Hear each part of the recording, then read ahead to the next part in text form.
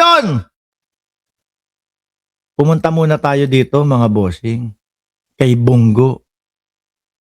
Kay Bongo ho. Dahil si Bongo, mga kababayan, ang susunod na hahainan ng warrant of arrest. Oo.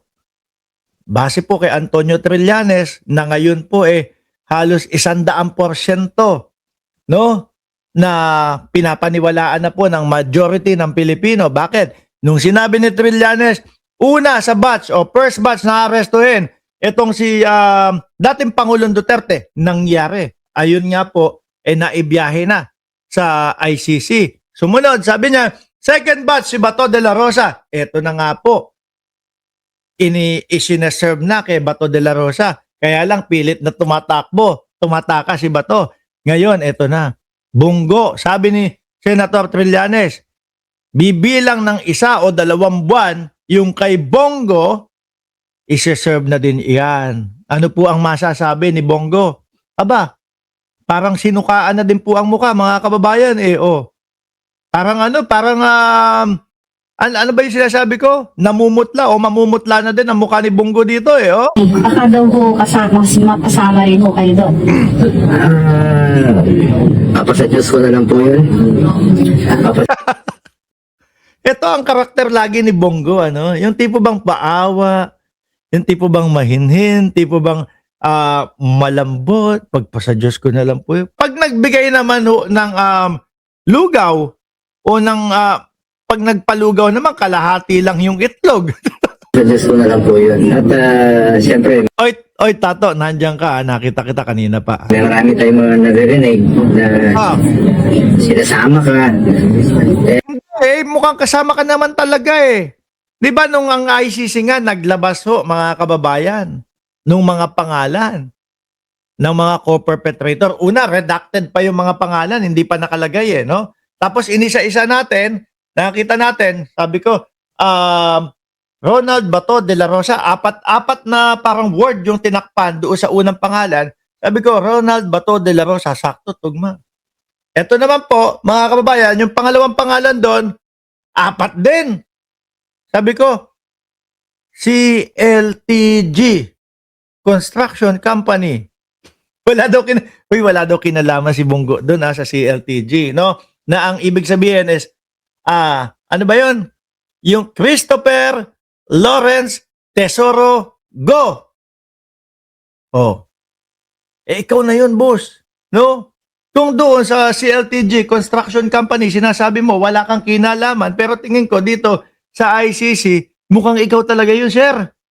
No? Pag yung nagsasalita ay most likely nahaluan ko yun ng politika Uy! Paano hahaluan ko ng politika? Manggagaling yan doon sa ICC? na po politika. Sana po Simula nung inumpisahan ko itong live na ito, mga kababayan, Robin Padilla all the way hanggang dito kay Bongo, iisa ang sinasabi nila, pinupolitika sila. Ano? Ako naman, I am confident. Wala po akong ilabag na batas. Sinusunod ko sa Alam mo lang yung reward system. Ano po, ikaw yung nagsiwalat ng reward system ni dating Pangulong Duterte. Kapag kabuhay, 500,000 lang. Kapag kapatay, 1 million. Pagka naman ng laban, 2 million. Di ba, Bongo? Alam mo yun. lahat ng naging trabaho ko, sinunod ko po ang batas ng ating bansa at batas na naayon po sa ating Panginoon. Ginawa ko lang po Sabihin mo, sinunod ko lang po si dating Pangulong Duterte. Gusto mo maging 10 taon lang din yung maging hatol sa iyo, Bongo? Makipagtulungan ka sa ICC. No? Kung kayo reclusion perpetua o 40 taon o more than that yung ikakaso sa inyo at magiging kulong ninyo, pag ikaw nakipagtulungan, Bato de la Rosa, o ikaw din, Bato de la Rosa, pag kayong dalawa nakipagtulungan at tumestigo, no, kung sabihin kung ano yung lahat ng mga nalalaman ninyo, yun nga lang, madidiin si dating Pangulong Duterte. Ialay nyo na yan. Hindi mga bossing, no? Ito logic lang. No, simple lang kung iisipin ninyo. Alam ko, merong mga mabubwisit, magagalit, may inis sa inyo, no, na mga kapwa ninyo, mga DDS. Pero kung iisipin nyo, Bato, Bungo, no, ang dating Pangulong Duterte nandoon na sa ICC. At ang nakikitang itatagal noong hearing, aabot ng 10 taon. So ngayon, let's say, sabihin na natin, isama na natin yung 1 taon na lumipas, 9 na taon pa. 81 na si dating Pangulong Duterte.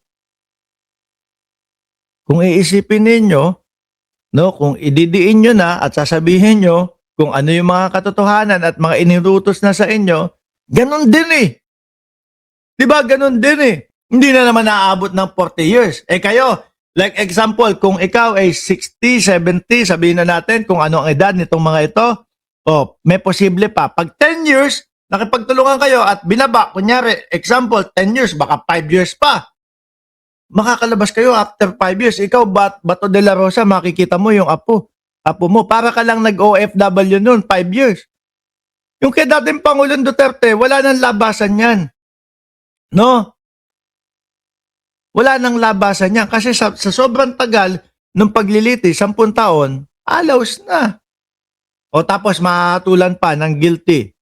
Kaya sabi ko sa inyo, no, kung makikipagtulungan kayo sa ICC, ilatag na lahat nung nalalaman ninyo, madidiin nga lang si dating Pangulong Duterte, at least labas kayo.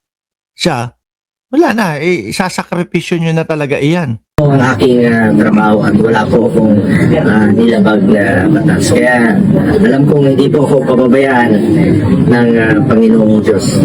Hayop doon. Ito palang mga DDS, mga Boss Chief Amos, mga makaano, no? Mga makadiyos pala ito. Mga relihiyoso pala itong mga ito. Mga kababayan, relihiyoso na kapag ka nagbigay ng lugaw, kalahati ang itlog, ang putik. Kaya po ako narito, kaya po ako nagtatrabaho pa rin. Kaya po ako nagtatrabaho at hindi ako tumitigil sa aking pagsiservisyo pagtatrabaho. Thank you, sir. Thank you po. Salamat. O yan, sabi ni Mario Coderias, 13-11-24, di ba?